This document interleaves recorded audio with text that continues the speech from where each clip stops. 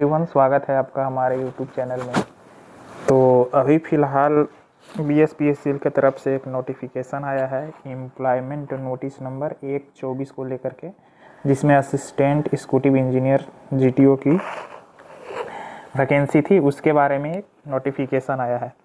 तो इसमें मतलब ये कहा गया है कि जो भी एलिजिबल कैंडिडेट है, मतलब जो भी लोग इसमें एलिजिबल पाए गए हैं, उनके डॉक्यूमेंट्स में जो भी एरर है उसके बारे में यहाँ पे बताया गया है कि उनको जो भी एरर बताया गया है डॉक्यूमेंट्स में, मतलब काउंसलिंग के लिए, जो आपको पता होगा कि जब इसका ऑनलाइन हो रहा था तो उस टाइम इसका गेट स्कोर के आधार पर इसका सिलेक्शन होना है। तो उस टाइम बताया गया था कि ये डॉक्यूमेंट्स मतलब अपलोड करना है, तो उसी में कुछ एरर होगा। उसके लिए टोटल 1191 कैंडिडेट का यहाँ पे लिस्ट जारी किया गया है। तो यहाँ पे क्या क्या इनके डॉक्यूमेंट्स में एरर है उसको हम लोग देखेंगे, क्योंकि इसी के आधार पे जब भी हम लोग मतलब और भी जो भी वैकेंसी है उसके बारे में जो भी नोटिफिकेशन आएगा, मतलब डीवी के टाइम में, ये हालांकि डीवी के लिए है, काउंसलिंग के लिए है, क्योंकि गेट स्कोर पर सिलेक्शन होना है। तो डीवी के लिए क्या क्या यहाँ पे दिक्कत हो रहा है, मतलब एप्लीकेशन में जो लोग वहाँ पे दिए थे वो मिसमैच नहीं है, उसके बारे में भी यहाँ पे दिया गया है कि क्या क्या आपको यहाँ पे मिसमैच नहीं हो रहा है, तो उसमें आप सुधार कर सकते हैं या फिर बाय पोस्ट आप भेज सकते हैं।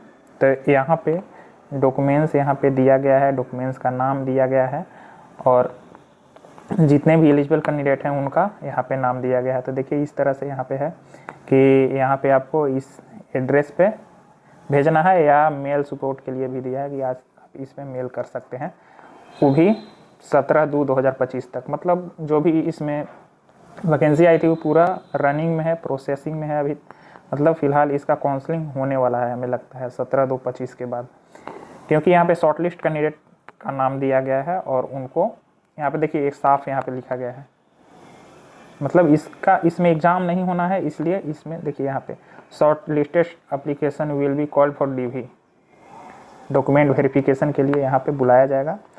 तो उसके लिए यहाँ पे डॉक्यूमेंट्स का नाम आपको दिया गया है कि किस चीज़ में आपको दिक्कत है और किन का दिक्कत है। यहाँ पे टोटल 1191 कैंडिडेट का लिस्ट जारी किया गया है। तो सबसे पहले हम लोग इसके आधार पे हम लोग और जो भी जैसे टेक्नीशियन की है, क्लर्क की वैकेंसी है, उसके बारे में भी हम लोग अनुमान लगा सकते हैं कि जैसे उस टाइम फॉर्म भरने में बहुत एरर हो रहा था, बहुत लोगों का एरर था, तो लोग बोल रहे थे कि हमारा फॉर्म रिजेक्ट हो जाएगा, तो ये हो जाएगा, वो हो जाएगा। तो हम उस टाइम ही बताए थे कि फॉर्म रिजेक्ट नहीं होगा, आपको मौका दिया जाता है। तो यहाँ पे सेम हम लोग देखेंगे कि क्या यहाँ पे एरर है और क्या यहाँ पे दिक्कत हुआ है, तो फिर से लोगों को मौका डीवी के टाइम दिक्कत ना हो, इसलिए पहले ही मौका उन लोग को दे दिया गया है। जो काउंसलिंग के समय यहाँ पे काउंसलिंग होगा, गेट स्कोर के आधार पे काउंसलिंग होगा, मतलब डॉक्यूमेंट वेरिफिकेशन होगा, फिर उनका ज्वाइनिंग होगा। तो टोटल 1190 कैंडिडेट का यहाँ पे डाटा है। तो सबसे पहले हम लोग एक यहाँ पे देखेंगे कि देखिए हम यहाँ पे शायद उनका मैट्रिक का सर्टिफिकेट यहाँ पे वहाँ पे अपलोड नहीं किए होंगे, तो यहाँ पे वांटिंग लिख दिया है। इसी में अगर यहाँ पे हम लोग देखेंगे तो फादर नेम मेंशन एप्लीकेशन में गौतम कुमार क्या है, सारखेल, मिसमैच फ्रॉम मैट्रिकुलेशन सर्टिफिकेट, मतलब जो भी मैट्रिक में फादर्स नेम होगा वो मिसमैच हो रहा है, तो यहाँ पे उनको मौका दिया गया है फिर से। सेम इसी प्रकार से आगे है, हम लोग आगे देखेंगे। देखिए यहाँ पे जब एप्लीकेशन फॉर्म अप्लाई कर रहे थे तो उस टाइम इनका डोमिसाइल सर्टिफिकेट नहीं था, तो यहाँ पे वांटिंग है, मतलब नहीं था फिर भी यहाँ पे वांटिंग है। तो ऐसा कोई बड़ा इशू नहीं है। उस टाइम भी हम बताए थे कि डॉक्यूमेंट्स में आप बाहर नहीं होइएगा जो भी एरर आपका हो गया है।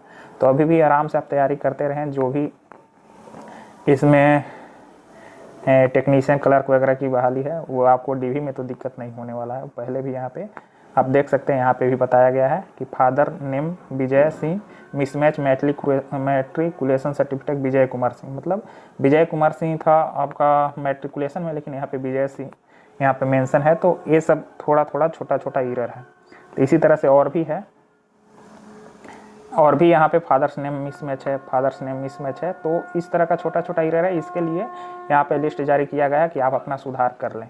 इसी प्रकार हम लोग और भी देखेंगे। देखिए कैटेगरी को लेकर के भी यहाँ पे बहुत से मैसेज कर रहे थे कि कैटेगरी अगर गलती हुआ है तो क्या होगा। तो यहाँ पे देखिए application belong to caste of Kushwaha कोई come under BC category, BC category में आता है, लेकिन यहाँ पे वो क्या किए हैं, ईबीसी कर दिए हैं। देखिए ईबीसी कर दिए हैं लेकिन बीसी कैटेगरी में आते हैं। तो इस तरह का यहाँ पे रिमार्क दिया हुआ है, ये आपका ए एरर है, आप सुधार सकते हैं। और भी आगे रिमार्क हम लोग देखेंगे। इससे हम लोग को एक चीज़ आइडिया मिलेगा कि हमारा जो भी और भी वैकेंसी है उसमें अगर एरर हो गया है तो किसी प्रकार का कोई दिक्कत होने वाला नहीं है। देखिए यहाँ पे फादर्स नेम मिसमैच है, यहाँ पर भी फादर्स नेम मिसमैच है। तो इस तरह से इस प्रकार मतलब नेम में, फादर्स नेम में, कैटेगरी में ये सब एरर अगर होगा तो कोई आपको दिक्कत नहीं होगा। और जिनके पास डोमिसाइल सर्टिफिकेट के लिए, एनसीएल के लिए बहुत लोग बोल रहे थे कि नहीं है तो क्या होगा, तो वांटिंग है, आप बाद में भी जमा कर सकते हैं। और भी हम लोग देख लेंगे। फादर्स नेम में तो बहुत आ रहा है, फादर्स नेम यहाँ भी है। इस तरह से देखिए एक और कैटेगरी का केस है, कैटेगरी यहाँ पे है, यादव है, से ईबीसी में, बीसी कैटेगरी में है, लेकिन यहाँ पे ईबीसी इंगित हो गया। देखिए ईबीसी हो गया है लेकिन बीसी कैटेगरी में है। तो इस तरह से यहाँ पे लिस्ट दिया गया है कि आप अपना सुधार कर सकते हैं। और आपको पता होगा कि यहाँ पे जो एई का, यहाँ पे जीटीओ का वैकेंसी था, इसमें डायरेक्ट काउंसलिंग होना था गेट स्कोर के आधार पर। तो काउंसलिंग के लिए ही, डीवी के लिए ये लिस्ट जारी किया गया है। इसका मतलब कि जो भी और भी रेस्ट वैकेंसी है जिसका एग्ज़ाम फिलहाल होने वाला है, वो सब का भी प्रोसेस हो रहा है। हमें लगता है एग्ज़ाम जल्दी होगा, क्योंकि इनका डीवी के लिए लिस्ट जारी कर दिया, और जिनका एग्ज़ाम होने वाला है उनका भी कोई ना कोई प्रोसेस होगा, उनका भी प्रोसेस में, पूरी प्रक्रिया प्रोसेस में होगा। इसलिए आप आराम से तैयारी करते रहें।